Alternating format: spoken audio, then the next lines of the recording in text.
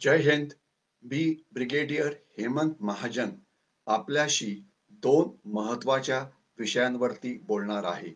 एक तर उद्या आणि परवा भारताचे chief of army staff general Naravane हे नेपाळला भेट देणार आहे.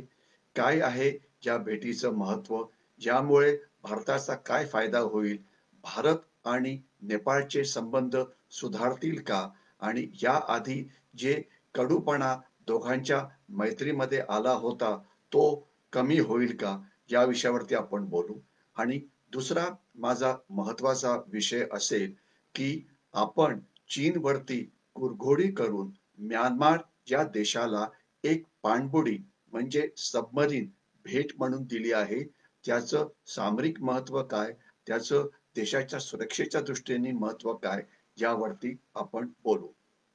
सर्वात पहिले जनरल मुकुंद नरवणे यांची नेपाळला होणारी भेट.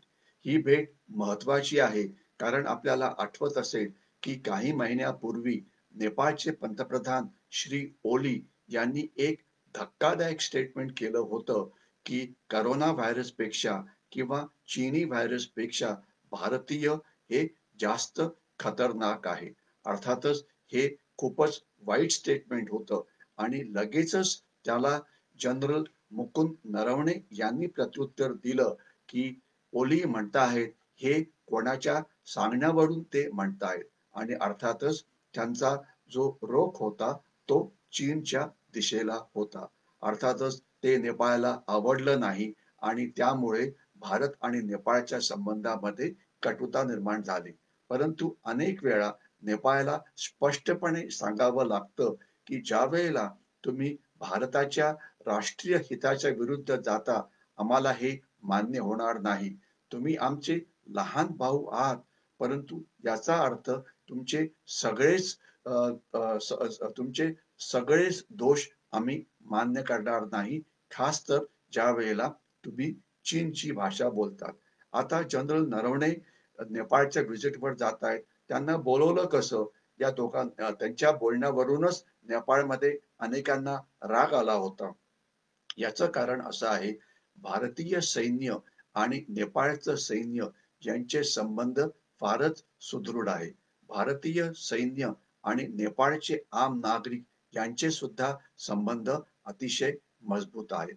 आज नेपाळमध्ये जवळ-जवळ 1,70,000 नेपाळी जे भारतीय सैन्यात सर्व्हिस करून रिटायर्ड झालेले आहेत, ते भारताकडून आयुष्यभर पेन्शन घेत आहेत. त्यामुळे एवढ्या फॅमिलीज आज भारताकडून मिळणाऱ्या पेन्शनवरती अवलंबून आहेत.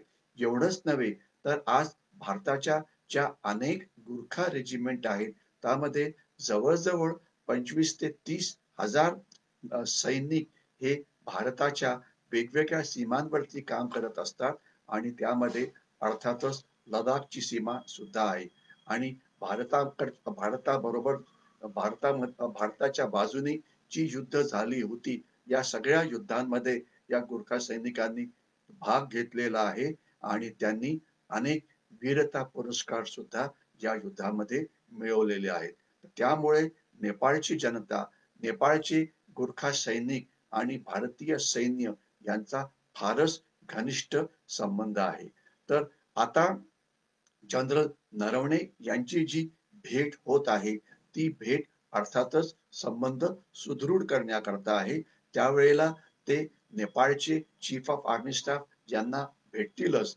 नेपाळचे जे अधिकारी असतात, जे ऑफिसर्स असतात, त्यांचं भारतीय सैन्यामध्ये ट्रेनिंग होतं. मी स्वतः ज्यावेळेला इंडियन मिलिटरी अकॅडमी डेहराडूनला ट्रेनिंग करत होतो 40 वर्षापूर्वी, त्यावेळेला सुद्धा माझ्याबरोबर 2 नेपाळी कॅडेट तिथे ट्रेनिंग करत होते आणि आज जवळ-जवळ 100% नेपाळी अधिकारी हे भारताच्या नॅशनल डिफेन्स अकॅडमी खडकवासला किंवा इंडियन मिलिटरी अकॅडमी डेहराडून किंवा सैन्याच्या ज्या वेगवेगळ्या ट्रेनिंग एस्टॅब्लिशमेंट्स आहेत तिथून जाऊन ट्रेनिंग करतात आणि तिथून मग ते आपल्या सैन्यामध्ये प्रवेश करतात. त्यामुळे त्यांना भारतीय सैन्याविषयी खूपच चांगल्या भावना आहेत. एवढंच नव्हे तर ज्या वेळेला नेपाळमध्ये माओवाद हा प्रचंड वाढलेला होता त्यावेळेला नेपाळ तुटेल की अजून काही होईल अशी भीती निर्माण झाली होती आणि त्यावेळेला सुद्धा भारतीय सैन्याने आणि भारताने नेपाळी सैन्याला पुष्कळ मदत केली, ज्यामुळे शेवटी नेपाळवरती येणारं माओवादाचं संकट हे दूर झालं आणि ते जे त्याच्यामध्ये हजारो नेपाळी ऍक्च्युली ज्या गृहयुद्धामध्ये मारले गेले होते, पण ते शेवटी संकट संपलं आणि जे माओवाद्यांचे मुख्य नेता होते प्रचंडा, आज ते त्यांनी राजकीय जीवनामध्ये प्रवेश केलेला आहे. तर हे अर्थातच भारताकरता एक मोठं यश होतं, की हा देश जो कुठल्या तरी डाव्या विचारसरणीच्या लोकांच्या खालती गेला असता, त्यापासून ते वाचले आणि चांगली गोष्ट अशी, की नेपाळचे माओवादी आता राजकीय जीवनामध्ये सामील झालेले आहेत आणि प्रचंड तर काही काळ नेपाळचे पंतप्रधान सुद्धा राहिलेले होते आणि आता ते चांगल्या पद्धतीने राज्यकारभार हा करत आहेत.